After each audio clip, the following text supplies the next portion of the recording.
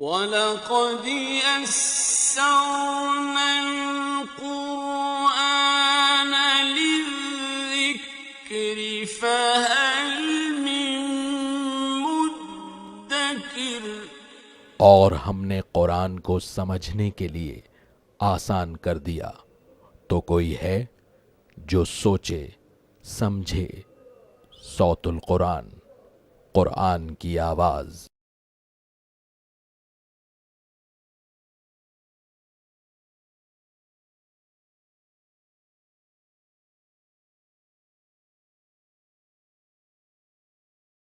نحمده ونصلي على رسوله الكريم اما بعد فاعوذ بالله من الشيطان الرجيم بسم الله الرحمن الرحيم تلك الدار الآخرة نجعلها للذين لا يريدون علوا في الأرض ولا فسادا والعاقبة للمتقين صدق اللہ العظیم۔ سورۃ القصص آیت نمبر 83 سے ہم اپنا مطالعہ شروع کر رہے ہیں۔ ابھی سورہ مبارکہ کا آخری رکوع شروع ہو رہا ہے۔ اس میں نیکی اور بدی کے قانون کو اللہ تعالیٰ نے بیان فرمایا، نبی کریم صلی اللہ علیہ وسلم کو تسلی دی گئی ہے اور شرک کی نفی کی گئی ہے۔ تلک الدار الآخرۃ نجعلها للذین لا یریدون علوا فی الارض ولا فسادا۔ یہ آخرت کا گھر ہے، ہم ان لوگوں کے لیے تیار کرتے ہیں جو زمین میں برتری تکبر نہیں چاہتے اور نہ ہی فساد۔ والعاقبۃ للمتقین، اور عمدہ انجام بالآخر تقوی اختیار کرنے والوں کے لیے ہے۔ اس سے پچھلے رکوع میں ہم نے قارون کے واقعے کا مطالعہ کیا تھا۔ وہ شخص کے جس نے تکبر کیا، جو مادہ پرستی کی فتنے میں مبتلا تھا، اللہ تعالیٰ نے اسے برے انجام سے دوچار کیا۔ لیکن اس آیت میں بیان کیا جا رہا ہے کہ اصل گھر تو آخرت کا ہے، اور وہ ان لوگوں کے لیے جو تکبر نہیں کرتے اور زمین میں فساد نہیں مچاتے، اللہ کی نافرمانی نہیں کرتے۔ والعاقبۃ للمتقین، اور عمدہ انجام بالآخر تقوی اختیار کرنے والوں کے لیے ہے۔ اللہ ہمیں اپنے متقین بندوں میں شامل فرمائے۔ من جاء بالحسنۃ فلہ خیر منہا، جو نیکی کے ساتھ آئے گا تو اس کے لیے اس سے بہتر صلہ ہوگا۔ ومن جاء بالسیئۃ، اور جو برائی کے ساتھ آئے گا فلا یجزی الذین عملوا السیئات، تو لوگوں کو جنہوں نے برے اعمال کیے بدلہ دیا جائے گا۔ الا ما كانوا يعملون، صرف وہی جو وہ اعمال کیا کرتے تھے۔ ابھی اللہ تعالیٰ کی مہربانی کا ذکر ہو رہا ہے کہ نیکی کا بدلہ اللہ بڑھا چڑھا کر عطا فرمائیں گے۔ مثال کے طور پر مسلم شریف کی روایت ہے، اللہ کے رسول صلی اللہ علیہ وسلم نے فرمایا کہ بندہ جب نیکی کرتا ہے تو اللہ تعالیٰ 10 گنا سے لے کے 700 گنا تک اس کو اجر و ثواب عطا فرماتے ہیں۔ اور بخاری شریف کی روایت میں بھی ذکر ہے، اور سورۃ البقرہ آیت نمبر 261 میں بھی ذکر ہے کہ 700 سے زائد بھی اللہ تعالیٰ جس کو چاہتا ہے عطا فرماتا ہے۔ تو نیکی کا معاملہ تو یہ کہ اللہ بڑھا چڑھا کر عطا فرمائیں گے، لیکن بدی کا معاملہ یہ کہ اگر کسی نے گناہ کیا تو اتنی ہی سزا دی جائے گی جتنا کہ اس نے برا عمل کیا تھا۔ ان الذی فرض علیک القرآن لرادک الی معاد، بے شک اے نبی صلی اللہ علیہ وسلم، جس ہستی یعنی اللہ نے آپ پر قرآن کو لازم کیا ہے، یعنی اس کی تبلیغ کو، اس کو عام کرنے کو، وہ ضرور آپ کو لوٹنے کی جگہ پھیر کر لے آئے گا۔ دو باتیں اس میں سمجھنے کی ہے۔ نمبر ایک کہ اللہ تعالیٰ نے آپ پر قرآن کی تبلیغ کو لازم قرار دیا۔ سورۃ المائدہ آیت نمبر 67 میں یہ الفاظ آ چکے ہیں، یا ایھا الرسول بلغ ما انزل الیک من ربک، اے رسول صلی اللہ علیہ وسلم پہنچا دیجئے جو کچھ بھی آپ پر آپ کے رب کی طرف سے نازل کیا گیا۔ فرمایا کہ اے نبی صلی اللہ علیہ وسلم، آپ کا رب جس نے آپ پر لازم کیا ہے قرآن کو، وہ لوٹنے کی جگہ پھیر کر آپ کو لے آئے گا۔ اس کی دو تفاسیر کی گئی ہیں۔ ایک تو یہ کہ اللہ جنت میں آپ کو داخل فرمائے گا، اور بہترین اور حسین انجام ہوگا آپ صلی اللہ علیہ وسلم کا، اور بلند درجات اللہ تعالیٰ آپ صلی اللہ علیہ وسلم کو عطا فرمائیں گے۔ یہ تو ہے آخرت کے حوالے سے اعلیٰ مقام آپ کو عطا کیا جائے گا۔ لیکن دنیا میں بہرحال یہ ہے، ابن عباس رضی اللہ تعالیٰ عنہ فرماتے ہیں، بخاری شریف میں یہ تفصیل ہے کہ اس سے مراد ہے کہ رسول صلی اللہ علیہ وسلم کو اللہ تعالیٰ واپس مکے لے کر آئیں گے۔ سورۃ القصص مکی صورت ہے، لیکن آپ کو یہاں سے ہجرت کر کے جانا ہوگا، لیکن اللہ واپس آپ کو لوٹا کر لائے گا، اور فتح مکہ کے موقع پر اس دنیا میں بھی آپ صلی اللہ علیہ وسلم کو اللہ غلبہ عطا فرمائے گا۔ قل ربی اعلم من جاء بالہدی ومن هو فی ضلال مبین، اے نبی صلی اللہ علیہ وسلم فرما دیجئے میرا رب خوب جانتا ہے کہ کون ہدایت کے ساتھ آیا اور کون ہے جو کھلی گمراہی میں ہے۔ وما كنت ترجو ان يلقى اليك الكتاب الا رحمة من ربك، اور اے نبی صلی اللہ علیہ وسلم آپ امید نہیں رکھتے تھے کہ آپ کی طرف کتاب نازل کی جائے گی مگر یہ کہ آپ کے رب کی رحمت سے۔ فلا تکونن ظہیرا للکافرین، تو آپ ہرگز ہرگز کفر کرنے والوں کے لیے مددگار مت ہوئیے گا۔ مراد یہ ہے کہ مشرکین کا رد کیا جا رہا ہے۔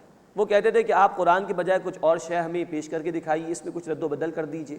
تو اللہ تعالیٰ نے فرمایا کہ اے نبی صلی اللہ علیہ وسلم، آپ کو کوئی توقع نہیں تھی، بلکہ اللہ نے اپنے فضل سے یہ کتاب آپ کو عطا فرمائی، آپ اللہ کے مخصوص اور چنے ہوئے بندے ہیں صلی اللہ علیہ وسلم۔ اور مزید فرمایا کہ آپ ہرگز ہرگز کفار کے مددگار نہ بنیے گا۔ یہ وہی اسلوب ہے جو مکی صورتوں میں اختیار کیا جاتا ہے کہ خطاب ہوتا ہے رسول کریم صلی اللہ علیہ وسلم سے، لیکن سنایا دوسروں کو جاتا ہے کہ نبی صلی اللہ علیہ وسلم کوئی کمپرومائز نہیں کریں گے، تمہاری مخالفت کے سامنے یہ ڈٹے رہیں گے اور ہرگز تمہاری بات کو نہیں مانیں گے۔ وَلَا يَصُدُّنَّكَ عَنْ آيَاتِ اللَّهِ بَعْدَ إِذْ أُنذِرَتْ إِلَيْكَ، اور وہ آپ کو ہرگز اللہ کی آیات سے نہ روکیں اس کے بعد کہ جبکہ وہ آیات آپ پر نازل کر دی گئیں۔ وَادْعُ إِلَىٰ رَبِّكَ، اور آپ اپنے رب کی طرف دعوت دیجئے۔ وَلَا تَكُونَنَّ مِنَ الْمُشْرِكِينَ، اور آپ ہرگز ہرگز مشرکین میں سے مت ہو جائیں گے۔ اب یہ پھر مشرکین مکہ کی نفی ہو رہی ہے۔ اللہ کے حبیب صلی اللہ علیہ وسلم کو کہا جا رہا ہے کہ نبی کوئی کمپرومائز نہ کیجیے، آپ اللہ کے دین کی دعوت پر استقامت کا مظاہرہ فرمائیے، لوگوں کو دین کی طرف دعوت دیجیے اور مشرکین میں سے ہرگز نہ ہو جائیے۔ مراد یہ کہ مشرکین کو سنایا جا رہا ہے کہ یہ تم سے کوئی کمپرومائز نہیں کریں گے اور حق کے راستے پر گامزن رہیں گے۔ وَلَا تَدْعُ مَعَ اللَّهِ إِلَٰهًا آخر، اور اللہ کے ساتھ کسی اور معبود کو نہ پکاریے۔ اللہ کے رسول سے خطاب، لیکن مشرکین کی نفی کی جا رہی ہے۔ لا الہ الا ہو، اس اللہ کے سوا کوئی معبود نہیں۔ کل شیء ہالک الا وجہہ، اس اللہ کے رخ انور کے سوا ہر شے فنا ہو جانے والی ہے۔ لہ الحکم، اسی کے لیے حکم ہے، یعنی تمام اختیارات اللہ ہی کے لیے ہیں۔ وإلیہ ترجعون، اور اسی کی طرف تم سب لوٹائے جاؤ گے۔ بسم اللہ الرحمن الرحیم۔ الف لام میم، احسب الناس ان یترکوا ان یقولوا آمنا وہم لا یفتنون۔ اب سورۃ العنکبوت کا آغاز ہو رہا ہے۔ یہ سورہ مبارکہ مکی صورت ہے اور سن 5 نبوی میں یہ نازل ہوئی ہے۔ یہ دور وہ تھا کہ جس میں بڑی مشکلات تھی اہل ایمان کے لیے۔ اسی دور میں سورۃ الکہف بھی نازل ہوئی تھی، جس میں اصحاب کہف کے واقعے کے بیان کے ذریعے اہل ایمان کو ثابت قدم رہنے کی تلقین کی گئی تھی۔ تو دور مشکلات کے لیے ہدایات ہیں جو اس سورہ مبارکہ میں عطا کی گئی ہیں۔ مزید یہ کہ یہ وہ دور تھا کہ مشرکین کی طرف سے مخالفت زبانی استہزاء سے آگے بڑھ کر جسمانی تشدد تک پہنچ چکی تھی، اور یہ دور بڑا مشکلات کا دور تھا۔ تو ایسے دور کے لیے بڑی اہم ہدایات اس سورہ مبارکہ میں عطا کی گئی ہیں۔ پہلے رکوع میں انشاءاللہ ہم پڑھیں گے کہ اللہ کی طرف سے بات بیان کی گئی ہے کہ آزمائشیں تو لازماً اہل ایمان پر آئیں گی، اور ان آزمائشوں کے ادوار کے لیے اہم ہدایات عطا کی گئی ہیں۔ پھر ہم 3 رکوع پڑھیں گے انشاءاللہ تعالیٰ، رکوع نمبر 2، 3 اور 4۔ اس میں انباء الرسل کا ذکر ہے، پچھلے رسولوں اور ان کی قوموں کے حالات کو بیان کیا گیا ہے۔ مزید یہ کہ اس کے بعد 3 رکوع ہم انشاءاللہ اور پڑھیں گے، رکوع نمبر 5، 6 اور 7۔ اس میں مشرکین کے حوالے سے بھی خطاب ہے جو مکے میں موجود تھے، اور مسلمانوں کو بڑی اہم ہدایات عطا کی گئی ہیں اللہ کی طرف سے۔ پہلا رکوع ہم شروع کر رہے ہیں، اس میں دور مشکلات کے لیے اہم رہنمائی اور ہدایات عطا کی گئی ہیں۔ الف لام میم، یہ حروف مقطعات ہیں، انہیں علیحدہ علیحدہ پڑھا جاتا ہے، ان کے اصل معنی اللہ ہی کے علم ہے۔ احسب الناس ان یترکوا ان یقولوا آمنا وہم لا یفتنون، کیا لوگوں نے یہ گمان کر لیا ہے کہ وہ یوں ہی چھوڑ دیے جائیں گے کہ انہوں نے کہا کہ ہم ایمان لے آئے ہیں اور ان کی آزمائش نہیں کی جائے گی؟ یہ ہے جو اس دور مشکلات میں کہا جا رہا ہے کہ آزمائشیں تو لازماً آئیں گی، محض ایمان کا دعویٰ کر لینا کافی نہیں، اللہ آزمائشوں سے گزارے گا۔ وَلَقَدْ فَتَنَّ الَّذِينَ مِن قَبْلِهِمْ، اور یقیناً ہم نے ان سے پہلے لوگوں کو آزمایا۔ فَلَيَعْلَمَنَّ اللَّهُ الَّذِينَ صَدَقُوا، اور اللہ ضرور ظاہر فرما دے گا ان لوگوں کو جو سچے ہوئے۔ وَلَيَعْلَمَنَّ الْكَاذِبِينَ، اور اللہ ضرور ظاہر فرما دے گا جھوٹوں کو۔ یعنی ان آزمائشوں کا مقصد بیان کیا جا رہا ہے کہ ان کے ذریعے سے اللہ کھرے اور کھوٹے کا فیصلہ فرما دیتے ہیں۔ اب یہاں اہل ایمان کو بتایا گیا کہ ہر دور میں یہ حق اور باطل کا معرکہ جاری رہا ہے، ہر دور میں اہل ایمان پر مصیبتیں آئی ہیں، آزمائشیں آئی ہیں، ہر دور میں اہل ایمان آزمائے گئے ہیں۔ اسی طرح کی ایک آیت ہم پڑھ چکے ہیں سورۃ البقرہ آیت نمبر 214 میں، ام حسبتم ان تدخلوا الجنہ ولما یأتکم مثل الذین خلوا من قبلکم مستهم البأساء والضراء وزلزلوا حتى یقول الرسول والذین آمنوا معه متی نصر اللہ الا ان نصر اللہ قریب۔ کیا تم نہیں سمجھ لے کہ تم ایسے ہی جنت میں داخل ہو جاؤ گے؟ حالانکہ ابھی تم پر وہ مشکلات، وہ مصائب نہیں آئے جو تم سے پچھلے لوگوں پر آئے تھے۔ ان پر تکلیفیں آئیں، مصیبتیں آئیں، پریشانی آئیں، وہ ہلا دیے گئے، اتنے آزمائے گئے اور ہلا دیے گئے کہ وقت رسول اور اہل ایمان پکار اٹھے کہ اللہ تیری مدد کب آئی؟ تب اللہ نے کہا کہ آگاہ ہو جاؤ، اللہ کی مدد آیا ہی چاہتی ہے۔ اسی طرح حضرت خباب بن ارت رضی اللہ تعالیٰ عنہ نے عرض کیا تھا رسول کریم صلی اللہ علیہ وسلم سے، بخاری شریف میں تفصیل ہے کہ یا رسول اللہ بڑی مشکلات آ رہی ہیں، آپ دعا فرمائیے۔ آپ صلی اللہ علیہ وسلم نے کچھ غصے کا اظہار فرمایا اور فرمایا کہ تم سے پہلے لوگوں کو زمین میں زندہ گاڑ کر ان کے اوپر آرے چلا دیے گئے، ان کے 2 ٹکڑے کر دیے گئے، ان کے جسموں میں لوہے کی کنگھیاں چلا کر ان کے جسموں کو لہو لہان کر دیا گیا، لیکن یہ شے بھی ان کو دین سے ہٹا نہیں سکی۔ جان لو اللہ کا دین غالب ہو کر رہے گا۔ تو ان مشکلات کے ادوار میں کہا جا رہا ہے کہ برداشت کرو، جھیلو، اللہ نے پہلے بھی لوگوں کو آزمایا ہے، ان آزمائشوں سے گزرے بغیر نجات ممکن نہیں ہے۔ اب اس کے بعد جو مشرکین تھے، ان کے سردار نافرمانی جو کر رہے تھے، اہل ایمان پر مظالم ڈھا رہے تھے، ان کا ذکر آ رہا ہے۔ ام حسب الذین یعملون السیئات ان یسبقونا، کیا جو لوگ برے کام کرتے ہیں انہوں نے گمان کیا کہ وہ ہم سے بچ نکلیں گے؟ ساء ما یحکمون، برا ہے جو وہ فیصلہ کر رہے ہیں۔ یعنی یہ مشرکین کو اللہ کی طرف سے وارننگ بھی ہے، تم جو ہے بچ نہیں سکو گے اللہ کے عذاب سے۔ اور اسی میں تسلی ہے اہل ایمان کے لیے کہ یہ جو لوگ تم پر مظالم ڈھا رہے ہیں، ان سے نمٹنے کے لیے اللہ تعالیٰ کافی ہے۔ من کان یرجو لقاء اللہ، جو کوئی اللہ سے ملاقات کی امید رکھتا ہے، فإن اجل اللہ لآت، بے شک اللہ کا وعدہ ضرور آنے والا ہے، وہو السمیع العلیم، اور وہ خوب سننے والا، علم رکھنے والا ہے۔ اب یہ تسلی دی جا رہی ہے اہل ایمان کہ جو لوگ بھی اللہ کے نیک بندے ہیں، دین کے راستے میں آنے والی مشکلات کو برداشت کر رہے ہیں اور امید رکھتے ہیں کہ اللہ سے ان کی ملاقات ہوگی، تو یقیناً اللہ کا وعدہ سچا ہے۔ یہ دلجوئی ہے کہ تم جو محنتیں کر رہے ہو، مصیبتوں کو برداشت کر رہے ہو، اللہ اس محنت کو رائے گا جانے نہیں دے گا، اللہ اس کا بہترین بدلہ تمہیں عطا فرمائے گا۔ وَهُوَ السَّمِيعُ الْعَلِيمُ، اور وہ اللہ خوب سننے والا، خوب علم رکھنے والا ہے۔ وَمَنْ جَاهَدَ فَإِنَّمَا يُجَاهِدُ لِنَفْسِهِ، اور جو کوئی جہاد کرتا ہے، محنت کرتا ہے، کوشش کرتا ہے، تو اپنے بھلے کے لیے کوشش کرتا ہے۔ یہ ہے اللہ کی شان بے نیاز سے۔ اللہ کو ہماری عبادات کی، ہماری محنتوں کی ضرورت نہیں۔ جو کوئی بھی اللہ کی عبادت کر رہا ہے، اللہ کے دین کے لیے جد و جہد کر رہا ہے، محنت کر رہا ہے، اپنے بھلے کے لیے، اللہ کو کوئی حاجت نہیں۔ وَمَنْ جَاهَدَ فَإِنَّمَا يُجَاهِدُ لِنَفْسِهِ، اور جو کوئی جہاد کرتا ہے، محنت کرتا ہے، تو اپنی ذات کے لیے، اپنے بھلے کے لیے محنت کرتا ہے۔ ان اللہ لغنی عن العالمین، بے شک اللہ تعالیٰ تمام جہان والوں سے بے نیاز ہے، اس کو تمہاری محنتوں کی کوئی ضرورت نہیں ہے۔ والذین آمنوا وعملوا الصالحات، اور وہ لوگ جو ایمان لائے اور جنہوں نے نیک اعمال کیے، لنکفرن عنہم سیئاتہم، ہم ضرور ان سے ان کی برائیاں دور کر دیں گے۔ وَلَنَجْزِيَنَّهُمْ أَحْسَنَ الَّذِي كَانُوا يَعْمَلُونَ، اور ہم ضرور انہیں بدلہ عطا کریں گے ان کے اعمال کا بہترین بدلہ۔ اب اس کے بعد 3 مسائل کا ذکر آ رہا ہے اس رکوع میں، جو اس وقت صحابہ کرام کو پیش آ رہے تھے۔ نمبر 1، کچھ نوجوان صحابہ تھے، ان کے والدین مشرک تھے، تو وہ والدین کہتے تھے کہ بھائی دیکھو تمہارا ہی تو قرآن کہتا ہے کہ ماں باپ کے ساتھ اچھا سلوک کرو، اب تم ہماری بات نہیں مانتے اور محمد صلی اللہ علیہ وسلم کی دعوت کو قبول کر رہے ہو، تو وہ صحابہ پریشان ہو گئے۔ دوسرا مسئلہ یہ تھا کہ کچھ کمزور کردار لوگ بھی ممکن ہے کہ آگے آ جائیں، جو دین کی محنت کے راستے میں جب مشکلات آئیں تو پیچھے ہٹ جائیں، ان کو بھی متنبع کر دیا گیا۔ اور نمبر 3، کچھ بڑے بوڑھے تھے جو بڑے شوگر کوٹڈ انداز میں سمجھاتے تھے اپنے نوجوانوں کو، بھائی تم محمد صلی اللہ علیہ وسلم کی دعوت کو قبول نہ کرو، ہم تمہاری برائیاں برداشت کر لیں گے قیامت کے دن، لیکن تم ان کی بات کو نہ مانو۔ یہ 3 مسائل پیش آ رہے تھے اس معاشرے میں، اسی دور مشکلات میں، اس کو قرآن نے اس مقام پر ایڈریس کیا ہے۔ وَوَصَّيْنَا الْإِنسَانَ بِوَالِدَيْهِ حُسْنًا، اور ہم نے انسان کو ماں باپ سے حسن سلوک کا حکم دیا ہے۔ وَإِن جَاهَدَاكَ لِتُشْرِكَ بِي مَا لَيْسَ لَكَ بِهِ عِلْمٌ فَلَا تُطِعْهُمَا، اور اگر وہ تجھ سے کوشش کریں، تجھ پر زور ڈالیں کہ تو میرے ساتھ کسی کو شریک ٹھہرا جس کا تجھے کوئی علم نہیں، تو ان کی بات کو نہ مان۔ إِلَيَّ مَرْجِعُكُمْ فَأُنَبِّئُكُمْ بِمَا كُنتُمْ تَعْمَلُونَ، تمہیں میری طرف لوٹ کر آنا ہے، پھر میں تمہیں ضرور بتا دوں گا جو کچھ تم کیا کرتے تھے۔ انہی نوجوانوں میں سعد بن ابی وقاص رضی اللہ تعالیٰ عنہ کا نام ہے۔ ان کی والدہ مشرکہ تھی، والدہ نے بھوک ہڑتال کر دی کہ سعد اگر تم محمد صلی اللہ علیہ وسلم کے دین کو ترک نہیں کرو گے تو میں کھانا نہیں کھاؤں گی۔ یہ بخاری شریف میں تفصیل ہے۔ تو اللہ نے یہ آیت نازل فرما دی۔ ماں باپ کا ادب اور احترام اپنی جگہ، ماں باپ کے ساتھ حسن سلوک اپنی جگہ، لیکن ان کی ایسی بات نہیں مانی جائے گی جو اللہ کے حکم کے خلاف ہو۔ ابو داؤد شریف کی روایت بھی ہے، اللہ کے حبیب صلی اللہ علیہ وسلم نے فرمایا، لا طاعت لمخلوق فی معصیت الخالق، مخلوق کی ایسی اطاعت جائز نہیں جس میں خالق کی نافرمانی ہوتی ہو۔ اب ماں باپ کے لیے اگر یہ فرما دیا گیا تو باقی لوگ تو پھر بھی نیچے ہیں ماں باپ سے حقوق کے اعتبار سے، تو کسی بھی انسان کا کوئی ایسا حکم ماننا جس سے اللہ کی نافرمانی لازم آتی ہو یہ جائز نہیں ہے۔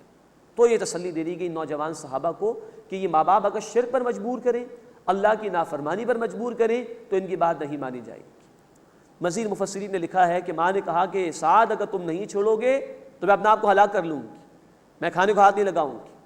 تو سعد بن وقاص رضی اللہ تعالی عنہ نے فرمایا کہ اے ماں تجھ جیسی 100 جانیں بھی قربان ہو جائیں تو مجھے کوئی پرواہ نہیں ہے، میں محمد صلی اللہ علیہ وسلم کے دین کو نہیں چھوڑ سکتا۔ یہ ہے ایمان ایک طرف اور خونی رشتے دوسری طرف۔ اللہ کا حق، اللہ کے دین کا حق یہ سب سے اوپر رہے گا۔ والذین آمنوا وعملوا الصالحات، اور وہ لوگ جو ایمان لائے اور جنہوں نے نیک اعمال کیے، لندخلنہم فی الصالحین، ہم ضرور انہیں نیک بندوں میں شامل کریں گے۔ یہ بڑے پیارے الفاظ ہیں جو اللہ نے عطا فرمائے۔ یہی صحابہ کرام تھے جو ایمان قبول کر رہے تھے تو گھروں میں جنگ شروع ہو گئی، باپ ایمان لے آئے تو اولاد ایمان نہیں لائی، اولاد ایمان لے آئی تو ماں باپ ایمان نہیں لائے، بھائی ایمان لے آیا دوسرا بھائی کافر ہے، دشمن ہے دین کا۔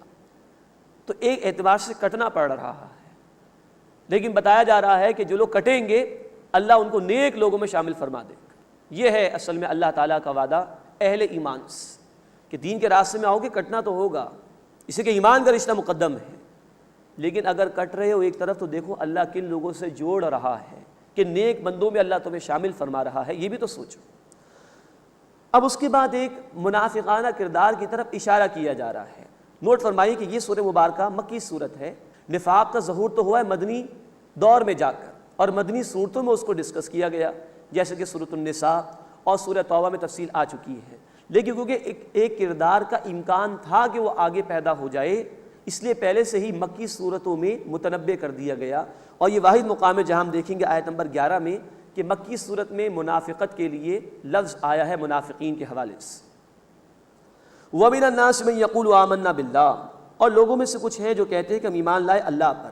فَإِذَا أُوذِيَ فِي اللَّهِ، پھر جب انہیں اللہ کے راستے میں تکلیف دی جاتی ہے، جَعَلَ فِتْنَةَ النَّاسِ كَعَذَابِ اللَّهِ، تو وہ لوگوں کے ستانے کو اللہ کے عذاب جیسا بنا لیتے ہیں۔ وَلَئِن جَاءَ نَصْرٌ مِّن رَّبِّكَ، اور اگر اے نبی صلی اللہ علیہ وسلم آپ کے رب کی طرف سے کوئی مدد آئے، لَيَقُولُنَّ إِنَّا كُنَّا مَعَكُمْ، تو وہ ضرور کہتے ہیں کہ بے شک ہم تمہارے ساتھ ہیں۔ أَوَلَيْسَ اللَّهُ بِأَعْلَمَ بِمَا فِي صُدُورِ الْعَالَمِينَ، کیا اللہ خوب جاننے والا نہیں ہے جو کچھ جہان والوں کے سینوں میں ہے۔ اب یہ ہے اصل میں نفاق کا کردار۔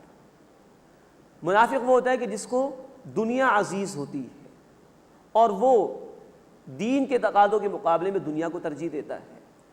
فتح مل جائے مسلمانوں کو، کامیابی ہو جائے تو آگے بڑھ کر مسلمانوں کا ساتھ دیتا ہے، کہتا ہے کہ میں تمہارے ساتھ ہوں، لیکن جہاں دین کے راستے میں مشکلات آتی ہیں پیچھے ہٹنا شروع ہو جاتا ہے۔ کیونکہ اس کردار کا امکان تھا مدنی دور میں جا کر پیدا ہونے کا، تو مکی صورتوں میں ایڈوانس میں اس کے متعلق بتا دیا گیا، متنبع کر دیا گیا کہ اس کردار سے بچنے کی کوشش کرنا۔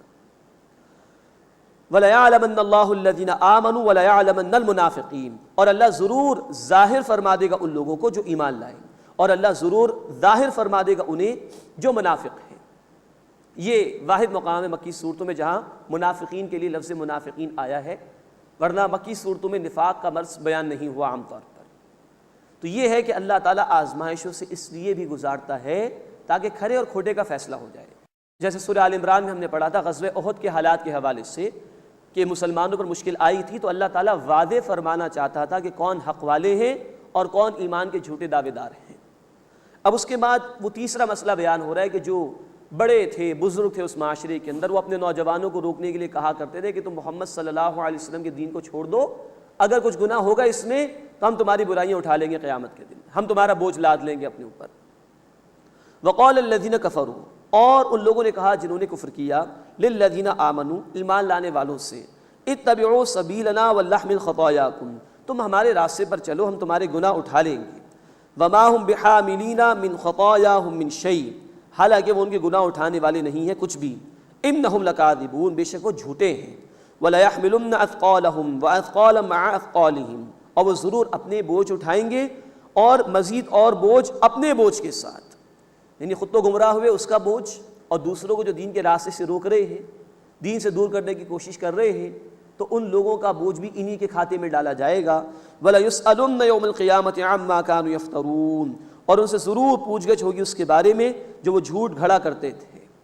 یہ تیسرا مسئلہ بیان ہوا اس معاشرے کے حوالے سے کہ اپنے نوجوانوں کو بڑے شوگر کوٹڈ انداز میں روکنے کی کوشش کرتے تھے۔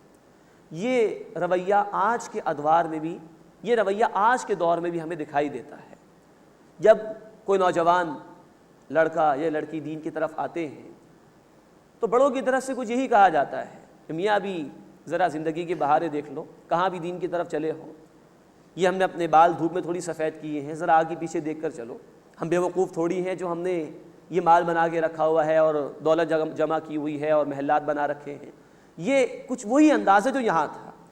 ہاں یہ تو ضرور ہے کہ ایسا نہیں کہا جاتا ہمارے معاشرے میں کہ ہم تمہارے گناہوں کا بوجھ لاد لیں گے، لیکن روکنے کا عمل جیسے اس وقت تھا وہ روکنے کا عمل آج بھی ہے۔ فرق یہ ہے کہ اس دور میں ایمان قبول کرنے کا مسئلہ تھا، ہمارے معاشرے میں ایمان قبول کرنے کا مسئلہ نہیں، ہم تو الحمدللہ مسلمان ہیں، ہمارے مسئلہ ایمان کے تقاضوں پر عمل کرنے کا ہے۔ تو وہاں جو مشکلات آتی تھی دین قبول کرنے کے اعتبار سے، ہمارے معاشرے میں مسئلہ ہوگا دین پر عمل کرنے کے اعتبار سے۔ جیسے وہاں کلمے کا اعلان کرنا مشکل تھا، ایسے یہاں کسی نوجوان کے لیے داڑھی رکھنا، کسی ہماری بہن کے لیے پردے کا اہتمام کرنا، کسی کے لیے حرام مال کو چھوڑ کر حلال روزی پر آ جانا، چاہے کم پر قناعت کرنا پڑے، یہ بڑا مشکل کام ہے۔ تو اس معاشرے میں ایمان قبول کرنے کے مسائل تھے، ہمارے معاشرے میں ایمان کے تقاضوں پر عمل کرنے کے مسائل ہیں۔ لیکن بات وہی ہے کہ آج بھی کچھ لوگ ایسے ہیں جو اپنے نوجوان بچوں کو، اپنے رشتہ داروں کو روکنے کی کوشش کرتے ہیں۔ اللہ ہم سب کو سمجھ عطا فرمائے۔ تو یہ ہے پہلا رکوع سورۃ العنکبوت کا، اس دور مشکلات کے حوالے سے رہنمائی۔ لیکن نوٹ فرمائی کہ 1400 برس پہلے بھی اہل ایمان پر مصائب آئے تھے تو اللہ نے یہ ہدایات عطا فرمائی۔ یہ قرآن ابد الآباد کے لیے اللہ کا ہدایت نامہ ہے۔ یہ مشکلات آج بھی ہیں دین کے راستے میں، تو رہنمائی ہمارے لیے بھی ہے کہ دیکھو اللہ کے راستے میں مشکلات آئیں گی، اللہ آزمائے گا تمہیں، برداشت کرو۔ حقوق کا ٹکراؤ ہوگا، ایک طرف اللہ کے حقوق، ایک طرف بندوں کے حقوق آ جائیں گے، اللہ کا حق اوپر رہے گا ہمیشہ۔ دیکھو دین کے راستے میں مشکلات آئیں گی، تیار رہو، کہیں جھوٹے ایمان کا دعویٰ لے کے نہ بیٹھ جانا کہ فرار اختیار کر لو دین کے تقاضوں سے۔ اور کہا جا رہا ہے ان لوگوں کو جو روکنے کی کوشش کرتے ہیں دوسروں کو دین کے راستے سے، کہ جو روکنے والے اپنے گناہوں کا بوجھ بھی اٹھائیں گے قیامت کے دن، اور جن کو روکا دین کے راستے سے ان کی گمراہی کا وبال بھی انہی کے کھاتے میں ڈالا جائے گا۔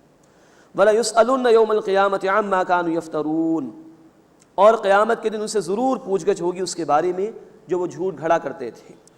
اس کے بعد اب 3 رکوع آ رہے ہیں جس میں انباء الرسل کا ذکر ہے، گزشتہ رسولوں کے حالات کو بیان کیا گیا ہے۔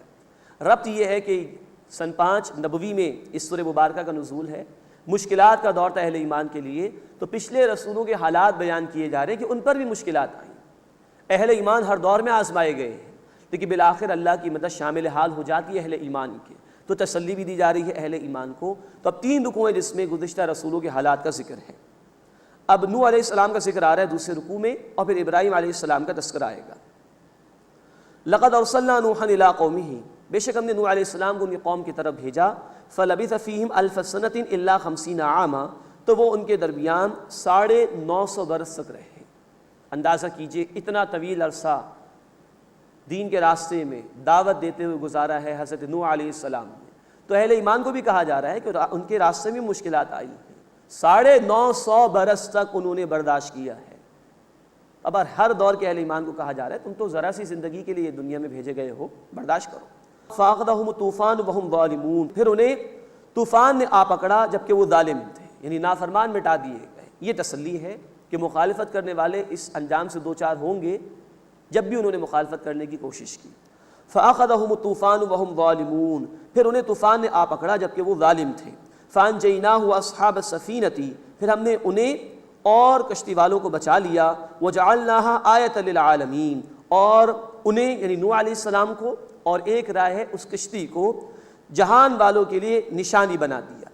مراد یہ ہے کہ نوح علیہ السلام کا تذکرہ بعد والوں کے لیے سبق آموزی ہے اس میں، کہ 950 برس تک وہ اللہ کے دین کی دعوت لوگوں کے سامنے پیش کرتے رہے، اور یہ بھی کہ پھر اللہ نے ان کی مدد فرمائی اور مخالفین ہلاک کیے گئے۔ ایک رائے کہ اشارہ کشتی کی طرف ہے، مراد یہ کہ جب وہ طوفان ختم ہوا، وہ کشتی کسی جگہ موجود رہی جودی کے پہاڑ پر، بعد میں لوگ اس کو دیکھتے تھے تو ان کو وہ تباہی یاد آتی تھی، تو عبرت حاصل کرتے تھے۔ اور اس دور میں ایک تحقیق سامنے آئی ہے کہ کچھ آثار اس کشتی کے حوالے سے ملے ہیں، لیکن وہ حتمی بات اس کے متعلق ابھی نہیں کہی جا سکتی، واللہ اعلم۔ وَجَعَلْنَاهَا آیَةً لِلْعَالَمِينَ، اور ہم نے انہیں یعنی نوح علیہ السلام کو یا اس کشتی کو جہان والوں کے لیے نشانی بنا دیا۔ وَإِبْرَاهِيمَ إِذْ قَالَ لِقَوْمِهِ اعْبُدُوا اللَّهَ وَاتَّقُوهُ، اور ابراہیم علیہ السلام کو یاد کیجئے جب انہوں نے اپنی قوم کو کہا کہ تم اللہ کی عبادت کرو اور اسی کا تقوی اختیار کرو، یعنی اس کی نافرمانی سے بچو۔ ذَلِكُمْ خَيْرٌ لَكُمْ إِن كُنتُمْ تَعْلَمُونَ، یہ تمہارے لیے بہتر ہے اگر تم جانتے ہو۔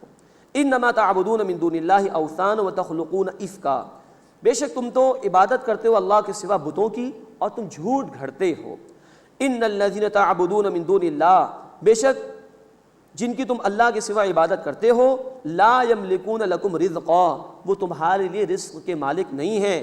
فابتغوا عند اللہ رزقا، بس تم اللہ کے پاس رزق تلاش کرو، واعبدوہ، اور اسی کی عبادت کرو، واشکروا لہ، اور اس کا شکر ادا کرو، الیہ ترجعون، اسی کی طرف تمہیں لوٹ کر جانا ہے۔ یہ ابراہیم علیہ السلام کے واقعے کے حوالے سے کچھ باتیں ذکر ہوئی ہیں۔ اب خطاب ہو رہا ہے مشرکین مکہ سے۔ آگے چل کر اگلے رکوع میں انشاءاللہ ہم دیکھیں گے دوبارہ ابراہیم علیہ السلام کا واقعہ شروع ہو جائے گا۔ وَإِن تُكَذِّبُوا فَقَدْ كَذَّبَ أُمَمٌ مِّن قَبْلِكُمْ، اگر اے مشرکین مکہ تم جھٹلاؤ گے تو جھٹلا چکی ہیں تم سے پہلے بہت سی امتیں۔ وَمَا عَلَى الرَّسُولِ إِلَّا الْبَلَاغُ الْمُبِينُ، اور رسول صلی اللہ علیہ وسلم کے ذمے تو واضح طور پر پیغام کا پہنچا دینا ہی ہے۔ اولم یروا کیف یبدئ اللہ الخلق ثم یعیدہ، کیا انہوں نے دیکھا نہیں اللہ کیسے تخلیق کی ابتدا فرماتا ہے، ثم یعیدہ، پھر وہی اسے دوبارہ لوٹائے گا۔ ان ذلک علی اللہ یسیر، بے شک یہ اللہ پر آسان ہے۔ قل سیروا فی الارض، اے نبی صلی اللہ علیہ وسلم فرما دیجئے زمین میں چلو پھرو، فانظروا، پھر دیکھو، کیف بدأ الخلق، اللہ نے کیسے تخلیق کی ابتدا فرمائی، ثم اللہ ینشئ النشأۃ الآخرہ، پھر اللہ اٹھائے گا اس کو ایک دوسری تخلیق میں۔ ان اللہ علی کل شیء قدیر، بے شک اللہ تعالیٰ ہر شے پر قدرت رکھنے والا ہے، جس سے پہلی مرتبہ پیدا فرمایا وہی دوبارہ پیدا کرنے پر بھی قادر ہے اور وہی ایسا کرے گا۔ یعذب من یشاء ویرحم من یشاء، جس کو چاہے وہ سزا دے اور جس پر چاہے وہ رحم فرمائے۔ وإلیہ تقلبون، اور اسی کی طرف تم لوٹائے جاؤ گے۔ وما انتم بمعجزین فی الارض، اور تم زمین میں عاجز کرنے والے نہیں ہو، ولا فی السماء، اور نہ آسمان میں۔ وما لکم من دون اللہ من ولی ولا نصیر، اور تمہارے لیے اللہ کے سوا نہ کوئی حمایتی ہے اور نہ ہی کوئی مددگار۔ اس کے بعد ابھی سورہ مبارکہ کا تیسرا رکوع شروع ہو رہا ہے، جس میں ابراہیم علیہ السلام کا واقعہ مزید بیان ہوا ہے اور لوط علیہ السلام کا بھی ذکر آیا ہے۔ والذین کفروا بآیات اللہ ولقائہ، اور جن لوگوں نے اللہ کی آیات کا انکار کیا اور اس کی ملاقات کا انکار کیا، اولئک یئسوا من رحمتی، یہی لوگ میری رحمت سے نا امید ہو گئے۔ واولئک لہم عذاب علیم، اور یہی ہیں جن کے لیے دردناک عذاب ہے۔ اب ابراہیم علیہ السلام کا واقعہ دوبارہ شروع ہو رہا ہے۔ فما کان جواب قومہ الا ان قالوا اقتلوہ او حرقوہ، تو ان کی قوم کا جواب یہی تھا کہ اس قوم نے کہا کہ انہیں قتل کر دو یا ان کو جلا دو۔ فانجاہ اللہ من النار، تو اللہ نے ابراہیم علیہ السلام کو آگ سے بچا لیا۔ ان فی ذلک لآیات لقوم یؤمنون، بے شک اس میں ان لوگوں کے لیے نشانیاں ہیں جو ایمان رکھتے ہیں۔ وقال انما اتخذتم من دون اللہ اوثانا، اور ابراہیم علیہ السلام نے فرمایا کہ بے شک تم نے اللہ کے سوا بت بنا لیے ہیں، مودۃ بینکم فی الحیات الدنیا، دنیا کی زندگی میں آپس کی دوستی کی وجہ سے۔ یہ بڑی اہم بات ہے جس مقام پر بیان ہوئی۔ بسا اوقات انسان دوستیوں کی وجہ سے، رشتہ داریوں کی وجہ سے برائی میں ملوث ہو جاتا ہے۔ حق اس کے سامنے آتا ہے لیکن وہ یہ دیکھتا ہے کہ میرے دوست تو اس پر نہیں ہے، میرے رشتہ دار تو ایسا نہیں کر رہے، تو وہ انکار کر دیتا ہے حق کا، اور پھر یہی چیز اس کو لے ڈوبتی ہے۔ اسی لیے تلقین ہمیں ہے سورہ توبہ آیت نمبر 119 میں، وَكُونُوا مَعَ الصَّادِقِينَ، سچے لوگوں کے ساتھ ہو جاؤ۔ برے لوگوں کے ساتھ انسان اٹھتا بیٹھتا ہے تو برائی کی طرف ہی مائل ہو جاتا ہے۔ فرمایا کہ مودۃ بینکم فی الحیات الدنیا، دنیا کی زندگی میں آپس کی دوستی کی وجہ سے۔ اب یہاں تو یہ ہو گیا معاملہ، اب قیامت کا ذکر آ رہا ہے۔ ثم یوم القیامت یکفر بعضکم ببعض، پھر قیامت کے دن تم میں سے بعض کے مخالف ہو جائیں گے۔ ویلعن بعضکم بعضا، اور تم میں سے بعض پر لعنت کریں گے، ایک دوسرے کو برا بھلا کہیں گے، تم نے مجھے ورغلایا تھا، تم نے مجھے مروا دیا، تم نے مجھے گمراہ کر دیا۔ لیکن اس وقت اس لعن طعن کا کوئی فائدہ نہیں ہوگا۔ اس دنیا میں انسان کو حق قبول کرنا چاہیے۔ وَمَأْوَاكُمُ النَّارُ، اور تمہارا ٹھکانہ جہنم ہے۔ وَمَا لَكُم مِّن نَّاصِرِينَ، اور تمہارے لیے کوئی مددگار نہیں ہے۔ اب اس کے بعد ابراہیم علیہ السلام پر ایمان لے آئے تھے لوط علیہ السلام، ان کا ذکر آ رہا ہے۔ فآمن لہ لوط، پس ان پر ایمان لے آئے لوط علیہ السلام۔ مراد یہ کہ لوط علیہ السلام بھی اللہ کے رسول تھے، لیکن ابراہیم علیہ السلام کی قوم میں سے تو کسی نے ان کی بات نہیں مانی۔ لوط علیہ السلام ان کے بھتیجے تھے، انہوں نے تصدیق کی ابراہیم علیہ السلام کی۔ فآمن لہ لوط، بس ان پر لوط علیہ السلام ایمان لائے، مراد ان کی رسالت کا اقرار کیا۔ وقال انی مہاجر الی ربی، اور ابراہیم علیہ السلام نے کہا کہ بے شک میں اپنے رب کی طرف ہجرت کرنے والا ہوں، شام کے علاقے کی طرف چلے گئے تھے۔ انہ هو العزیز الحکیم، بے شک وہی اللہ غالب ہے، زبردست ہے، خوب حکمت والا ہے۔ وَوَهَبْنَا لَهُ اسحاق وَيَعْقُوب، اور ہم نے انہیں اسحاق اور یعقوب عطا کیے علیہم السلام۔ وَجَعَلْنَا فِي ذُرِّيَّتِهِ النُّبُوَّةَ وَالْكِتَابَ، اور ہم نے ان کی اولاد میں جاری کر دیا نبوت اور کتاب کو۔ وَآتَيْنَاهُ أَجْرَهُ فِي الدُّنْيَا، اور ہم نے انہیں ان کا اجر دنیا میں عطا کیا۔ وَإِنَّهُ فِي الْآخِرَةِ لَمِنَ الصَّالِحِينَ، اور بے شک وہ آخرت میں نیک لوگوں میں سے ہے۔ اب لوط علیہ السلام کا ذکر آ رہا ہے۔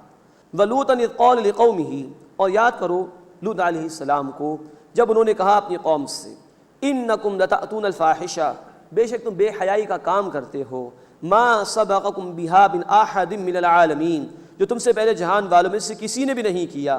أَإِنَّكُمْ لَتَأْتُونَ الرِّجَالَ، کیا تم واقعی مردوں کے پاس جاتے ہو، بدکاری کرتے ہو، ہم جنس پرستی میں مبتلا ہو۔ وَتَقْطَعُونَ السَّبِيلَ، اور اصل راستے کو ترک کر دیتے ہو۔ مراد یہ کہ جو اللہ نے فطری طریقہ عطا فرمایا شوہر اور بیوی کا تعلق، اس کو تم نے قطع کر دیا۔ اسی تعلق کے ذریعے سے نسل انسانی کا بقا ہے وہ آگے بڑھتی ہے، تم نے اللہ کے اس عطا کردہ فطری طریقے کی مخالفت کر دی۔ أَإِنَّكُمْ لَتَأْتُونَ الرِّجَالَ، کیا تم مردوں کے پاس جاتے ہو، مراد ہے ان کے ساتھ بدفعلی کرتے ہو۔ وَتَقْطَعُونَ السَّبِيلَ، اور اصل راستے کو ترک کر دیتے ہو۔ وَتَأْتُونَ فِي نَادِيكُمُ الْمُنْكَرَ، اور تم اپنی محفلوں میں ناشائستہ حرکات کرتے ہو۔ اب یہ ہے صدیوں پرانی بات جو قرآن نے بیان کی۔ آج یہی حرکتیں اب قانون کے سہارے ہو رہی ہیں۔ امریکہ اور یورپ کے اندر ہم جنس پرستی کو قانون کا سہارا دے دیا گیا ہے۔ انسان جب گرنے پر آتا ہے تو وہ انسانیت سے بھی گرتا ہے اور حیوانیت کو بھی پیچھے چھوڑ دیتا ہے۔ یہ وہ عمل کہ معلوم حد تک جانوروں میں بھی ثابت نہیں ہو سکا، آج اس کو لیگلائز کر دیا گیا ہے مغرب کے معاشروں میں اور امریکہ کے اندر۔ اللہ تعالی ہمیں اس حملے سے محفوظ فرمائے۔ اسے کہ اللہ کے حبیب صلی اللہ علیہ وسلم نے فرمایا، بخاری شریف کی حدیث، جب تمہیں حیا نہ رہے تو جو چاہو کرو۔ اور جامع ترمذی کی حدیث ہے کہ حیا اور ایمان ساتھ ساتھ ہیں، ایک چلا جائے تو دوسرا بھی چلا جاتا ہے۔ اللہ ہمیں اپنی حیا اور شرم کی حفاظت کی توفیق عطا فرمائے، اور جو فطری راستہ اس نے عطا فرمایا جنسی جذبے کی تسکین کا، اسی کو اختیار کیے رکھنے کی توفیق عطا فرمائے، اور مغرب کے اس فلسفے سے اور مغرب کی اس گمراہی سے اللہ تعالی ہماری حفاظت فرمائے۔ فما کان جواب قومہ، بس ان کے قوم کا جواب تو یہی تھا، الا ان قالوا ائتنا بعذاب اللہ ان کنت من الصادقین، کہ انہوں نے کہا کہ ہم پر اللہ کا عذاب لے آؤ اگر تم سچے لوگوں میں سے ہو۔ قال رب انصرنی علی القوم المفسدین، لوط علیہ السلام نے عرض کیا کہ اے میرے رب مفسدین کے مقابلے میں میری مدد فرما۔ اور پھر اللہ کا عذاب آیا قوم لوط پر اور وہ برباد کر دی گئی۔ اس کے بعد اس سورہ مبارکہ کا چوتھا رکوع شروع ہو رہا ہے۔ اس میں لوط علیہ السلام کا واقعہ مزید بیان ہوا ہے اور شعیب علیہ السلام کا واقعہ بھی بیان ہوا ہے۔ وَلَمَّا جَاءَتْ رُسُلُنَا إِبْرَاهِيمَ بِالْبُشْرَى، اور جب آئے ہمارے فرشتے ابراہیم علیہ السلام کے پاس خوشخبری لے کر، قالوا انا مہلک اہل هذه القرية، تو ان فرشتوں نے کہا کہ بے شک ہم اس بستی کے لوگوں کو ہلاک کرنے والے ہیں۔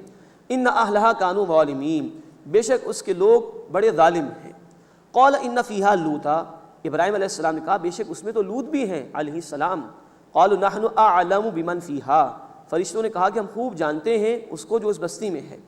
لننجینہ واہلہ الا امرأتہ، ہم انہیں اور ان کے گھر والوں کو نجات دیں گے سوائے ان کی بیوی کے، کانت من الغابرین، کہ وہ پیچھے رہ جانے والوں میں سے ہے، یعنی وہ نافرمان تھی، وہ عذاب سے نہیں بچی۔ ولما ان جاءت رسلنا لوطا سیء بہم، اور جب ہمارے فرشتے لوط علیہ السلام کے پاس آئے تو وہ ان سے پریشان ہوئے۔ وضاق بہم ذرعا، اور دل میں انہوں نے گھٹن محسوس کی۔ وقالوا لا تخف ولا تحزن، فرشتوں نے کہا کہ ڈریے مت اور غم مت کھائیے۔ انا منجوک واہلک الا امرأتک کانت من الغابرین، بے شک ہم آپ کو اور آپ کے گھر والوں کو نجات دیں گے سوائے آپ کی بیوی کے کہ وہ پیچھے رہ جانے والوں میں سے ہے۔ لوط علیہ السلام اس لیے پریشان ہوئے کہ یہ انسانی شکل میں آئے تھے، نوجوان لڑکوں کی صورت میں، اور قوم جو ہے وہ ہم جنس پرستی میں مبتلا تھی، اس کا انہیں خوف ہوا کہ قوم ان کے خلاف کوئی اقدام نہ کرے. تو فرشتوں نے تسلی دی کہ ہم اللہ کے فرشتے ہیں، ہم ان کو عذاب دینے کے لیے آئے ہیں، آپ کو اور آپ کے گھر والوں کو بچا لیا جائے گا. انا منزلون علی اہل هذه القرية رجزا من السماء، بے شک ہم اس بستی پر آسمان سے عذاب نازل کرنے والے ہیں، بما كانوا يفسقون، اس لیے کہ وہ نافرمانی کرتے تھے. وَلَقَدْ تَرَكْنَا مِنْهَا آيَةً بَيِّنَةً لِقَوْمٍ يَعْقِلُونَ، اور بے شک ہم نے اس بستی سے کچھ واضح نشانی ان لوگوں کے لیے چھوڑ دی جو عقل رکھتے ہیں. اب حضرت شعیب علیہ السلام کا ذکر آ رہا ہے. وَإِلَىٰ مَدْيَنَ أَخَاهُمْ شُعَيْبًا، اور مدین کی طرف ان کے بھائی شعیب علیہ السلام کو بھیجا. فَقَالَ يَا قَوْمِ اعْبُدُوا اللَّهَ، انہوں نے کہا کہ اے میری قوم اللہ کی عبادت کرو. وَارْجُوا الْيَوْمَ الْآخِرَ، اور آخرت کے دن کی امید رکھو. وَلَا تَعْثُوا فِي الْأَرْضِ مُفْسِدِينَ، اور زمین میں فساد مچاتے نہ پھرو. فَكَذَّبُوهُ، تو ان لوگوں نے شعیب علیہ السلام کو جھٹلایا. فَأَخَذَتْهُمُ الرَّجْفَةُ، تو ان کو آ پکڑا زلزلے نے. فَأَصْبَحُوا فِي دَارِهِمْ جَاثِمِينَ، بس وہ صبح کو اپنے گھروں میں اوندے پڑے رہ گئے، مراد ہے کہ وہ برباد کر دیے گئے. وَعَادٌ وَثَمُودُ، اور قوم عاد اور قوم ثمود، مراد ہے ان کو بھی ہلاک کیا گیا. وَقَدْ تَبَيَّنَ لَكُم مِّن مَّسَاكِنِهِمْ، اور اے لوگوں تم پر ان کے رہنے کے مقامات واضح ہو گئے ہیں. یعنی ان کی بستیاں مشرکین کے راستے میں آتی تھی، ان کے کھنڈرات یہ دیکھا کرتے تھے. وَزَيَّنَ لَهُمُ الشَّيْطَانُ أَعْمَالَهُمْ، اور شیطان نے انہیں ان کے اعمال مزین کر کے دکھا دیے. فَصَدَّهُمْ عَنِ السَّبِيلِ، پھر انہیں حق کے راستے سے روکا. وَكَانُوا مُسْتَبْصِرِينَ، جبکہ وہ سمجھ بوجھ والے تھے. یعنی ان لوگوں نے جانتے بوجھتے حق کا انکار کیا، بے وقوف نہیں تھے، غور و فکر کرتے تھے، لیکن جانتے بوجھتے حق کا انکار کیا. وقارون وفرعون وحامان، اور قارون اور فرعون اور حامان، یعنی یہ سب بھی ہلاک کیے گئے. وَلَقَدْ جَاءَهُم مُوسَىٰ بِالْبَيِّنَاتِ، اور ان کے پاس موسیٰ علیہ السلام واضح نشانیوں کے ساتھ آئے. فَاسْتَكْبَرُوا فِي الْأَرْضِ، تو انہوں نے زمین میں تکبر کیا.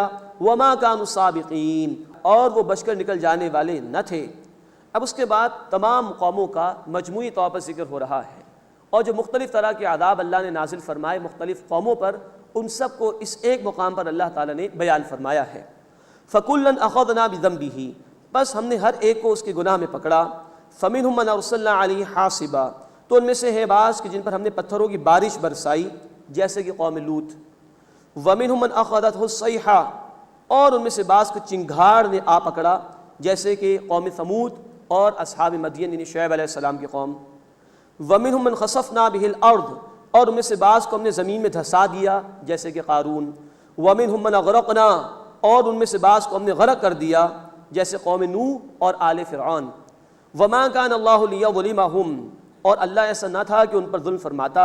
وَلَٰكِن كَانُوا أَنفُسَهُمْ يَظْلِمُونَ، بلکہ وہ خود اپنی جانوں پر ظلم کرتے تھے. اب اس کے بعد اللہ تعالیٰ نے مشرکین کے حوالے سے ایک تمثیل اور ایک مثال بیان فرمائی ہے. ایک مکڑی کے جالے کا ذکر کر کے اللہ تعالیٰ نے مشرکین کی بے بسی کو ذکر فرمایا ہے اس مقام پر. مثل الذین اتخذوا من دون اللہ اولیاء کمثل العنکبوت، ان لوگوں کی مثال جنہوں نے اللہ کے سوا اور مددگار اختیار کر لیے ہیں مکڑی کی مانند ہے. اتخذت بیتا، اس نے ایک گھر بنایا یعنی اس کا جالا. وَإِنَّ أَوْهَنَ الْبُيُوتِ لَبَيْتُ الْعَنْكَبُوتِ، اور گھروں میں سب سے کمزور گھر بے شک مکڑی کا ہے. لَوْ كَانُوا يَعْلَمُونَ، کاش کہ وہ جانتے ہوتے. مراد یہ کہ مکڑی کا جالا سردی کے ایک تھپیڑے کو بھی برداشت نہیں کر سکتا، معمولی سی ہوا اس کا جھونکا وہ بھی برداشت نہیں کر سکتا، انتہائی کمزور. مزید جدید سائنس سے میں یہ بھی بتایا کہ اس گھر کے اندر کمزوری کا عالم یہ ہے کہ جو مکڑی ہوتی ہے یعنی مادہ، وہ اکثر اوقات اپنے نر کو بھی مار دیتی ہے. یہ گھر کے اندرونی کیفیت ہے جو ماڈرن سائنس سے ہمیں بتائی آج. تو وہ لوگ کہ جو اللہ کے سوا کسی اور کو پکارتے ہیں، جھوٹے معبودوں کو، ان کا عالم بھی ایسا ہے کہ جیسا کہ مکڑی کا گھر. اللہ علی کل شیء قدیر، باقی ہر کوئی اس اللہ کا محتاج ہے. تو جو خود محتاج ہو وہ کسی کے کیا کام آ سکتا ہے؟ تو اس شرک کی اللہ تعالیٰ نے نفی فرمائی. اللہ کے سوا کسی اور پر توکل کرنا، کسی اور سے توقعات وابستہ کر لینا، اس کی اس مقام پر اللہ تعالیٰ نے نفی فرمائی. ہمیں بھی سوچنا چاہیے کہ آج ہماری توقعات کس سے وابستہ ہیں؟ اللہ سے، یا دنیا کے کسی مالدار آدمی سے، یا کسی ادارے سے، یا اجتماعی سطح پر کسی قوم سے، کسی حکومت سے، کہ یہ ہمارے مائی باپ ہیں، گویا یہ ہمارے نفع نقصان کے مالک ہیں. معاذ اللہ ثم معاذ اللہ. اللہ کے سوا کسی اور سے توقعات وابستہ کرنا گویا کہ ایسا ہے جیسا کہ مکڑی کا گھر، اس کی کوئی حیثیت نہیں، اس کو کوئی ثبات نہیں ہے. ایسے ہی جو انسان اللہ کو چھوڑ کر کسی اور کے در پر جاتا ہے یا کوئی قوم اللہ کو چھوڑ کر کسی اور سے توقعات وابستہ کرتی ہے وہ انتہائی کمزور اور بودی ہے۔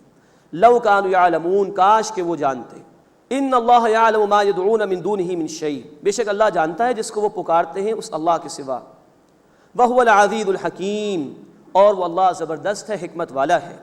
وَتِلْكَ الْأَمْثَالُ نَضْرِبُهَا لِلنَّاسِ، اور یہ مثالیں بیان کرتے ہیں لوگوں کے لیے، وَمَا يَعْقِلُهَا إِلَّا الْعَالِمُونَ، اور انہیں نہیں سمجھتے مگر علم رکھنے والے، جو غور و فکر کرتے ہیں وہ ان مثالوں سے نصیحت حاصل کرتے ہیں۔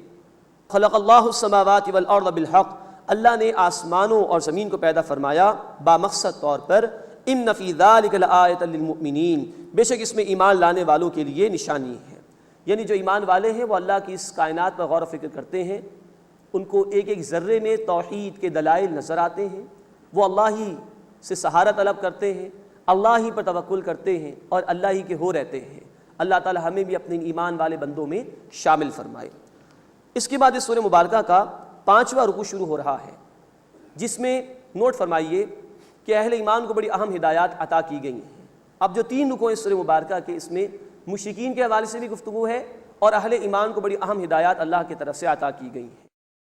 اتل ما اوحی الیک من الکتاب، اے نبی صلی اللہ علیہ وسلم تلاوت کیجیے اس میں سے جو آپ پر وحی کی گئی کتاب میں سے، واقم الصلاۃ، اور نماز قائم کیجیے، ان الصلاۃ تنہی عن الفحشاء والمنکر، بے شک نماز روکتی ہے بے حیائی اور بری باتوں سے، ولذکر اللہ اکبر، اور اللہ کا ذکر یہ سب سے بڑی شے ہے، واللہ یعلم ما تصنعون، اور اللہ جانتا ہے جو کچھ تم کرتے ہو۔ یہ سورہ مبارکہ جیسے عرض کیا گیا سن 5 نبوی میں نازل ہوئی، مشکلات کا دور تھا۔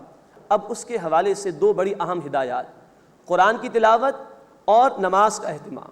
نوٹ فرمائی کہ سورۃ الکہف آیت نمبر 27 میں بھی قرآن کی تلاوت کا ذکر آیا ہے، اور وہ سورہ مبارکہ بھی سن 5 نبوی میں نازل ہوئی۔ یہ قرآن ہے جو بندے کو اللہ سے قریب کرتا ہے۔ اسی قرآن میں پچھلی قوموں کے واقعات بھی ہیں، تو اہل ایمان جب ان واقعات کو پڑھتے ہیں تو انہیں نصیحت حاصل ہوتی ہے، ان کا ایمان مضبوط ہوتا ہے کہ مشکلات آتی ہیں اہل ایمان پر لیکن اللہ بالآخر مدد فرماتا ہے۔ تو قرآن کی تلاوت کا حکم دیا جا رہا ہے، ہاں وہ تلاوت جو سمجھ کر کی جائے، جو تأثر لیتے ہوئے کی جائے، غور و فکر کے ساتھ کی جائے، تو اس کے ذریعے سے سہارا لینے کی تلقین کی گئی۔ اور نمبر 2 نماز کا اہتمام۔ ہم پڑھ چکے ہیں سورۃ البقرہ آیت نمبر 45 اور سورۃ البقرہ آیت 153 میں کہ نماز کے ذریعے سے اور صبر کے ذریعے سے اللہ سے مدد مانگنی چاہیے۔ یہ نماز اللہ کے قریب کرتی ہے بندے کو، یہ نماز بندے کے لیے معراج کا درجہ رکھتی ہے۔ تو مشکلات کے دور میں خاص طور پر بندہ جب اللہ کی طرف رجوع کرتا ہے تو اللہ اس کو سہارا عطا فرماتا ہے۔ مسند احمد کی حدیث ہے، جب بھی نبی اکرم صلی اللہ علیہ وسلم کو کوئی مشکل پیش آتی تھی آپ اللہ کے حضور کھڑے ہو جاتے تھے، نماز ادا کرتے تھے۔ یہ مستقل وظیفہ تھا آپ صلی اللہ علیہ وسلم کا۔ مزید نوٹ فرمائی کہ نماز کو قائم کرنے سے مراد ہے پابندی سے ادا کرنا، اس کے آداب کے ساتھ تمام نمازوں کو ادا کرنا۔ اللہ ہمیں اس کی توفیق عطا فرمائے۔ ان الصلاۃ تنہی عن الفحشاء والمنکر، بے شک نماز بے حیائی اور بری باتوں سے روکتی ہے۔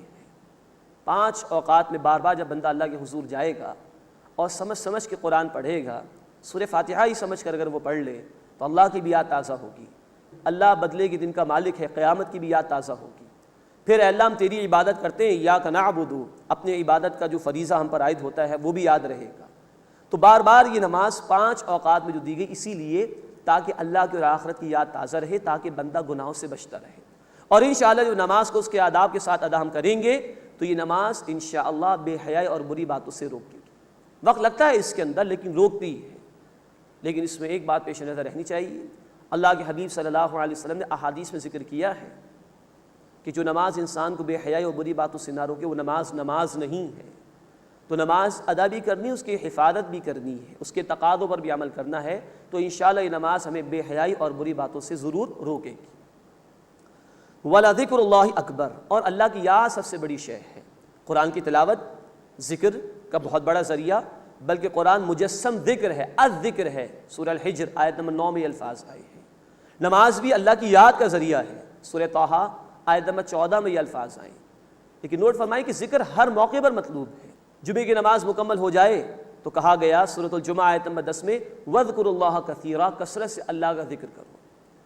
سورہ البقرہ آیت نمبر 200 میں کہا گیا حج کے مناسک مکمل ہو گئے، کثرت سے اللہ کو یاد کرو۔ تو نماز سے ایک معین وقت میں ادا کرنی، لیکن ذکر ہر موقع پر مطلوب ہے، جس میں قرآن کی تلاوت ذکر ہوگی، اللہ کے رسول صلی اللہ علیہ وسلم کے بتائے ہوئے اذکار بھی ہیں، اللہ کے رسول صلی اللہ علیہ وسلم کی بتائی ہوئی مسنون دعائیں بھی ہیں، ہر حال میں یہ ذکر مطلوب ہے۔ اور اس ذکر کا فائدہ یہ ہے، اللہ تعالیٰ نے فرمایا سورۃ البقرہ آیت 152 میں فَاذْكُرُونِي أَذْكُرْكُمْ، تم مجھے یاد کرو میں تمہیں یاد کروں گا۔ تو مومن کو جو شے سہارا دیتی ہے وہ اللہ کا ذکر ہے، اللہ کی یاد ہے۔ تو بندہ جتنا اللہ کے ذکر میں لگا رہے گا اتنی ہی اللہ کی توجہ بندے کی طرف رہے گی، اتنی ہی اللہ کی مدد بندے کے شامل حال ہو جائے گی۔ وَلَا ذِكْرُ اللَّهِ أَكْبَرُ، اور اللہ کا ذکر یہ سب سے بڑی شے ہے۔ وَاللَّهُ يَعْلَمُ مَا تَصْنَعُونَ، اور اللہ خوب جانتا ہے جو کچھ تم کرتے ہو۔ تو یہ ہدایات عطا کی گئیں، قرآن کی تلاوت، نماز کا اہتمام، اور ہر حال میں اللہ کا ذکر کرنا۔ اللہ ہمیں بھی ان باتوں کا اہتمام کرنے کی توفیق عطا فرمائے، آمین یا رب العالمین۔ وآخر دعوان ان الحمد للہ رب العالمین۔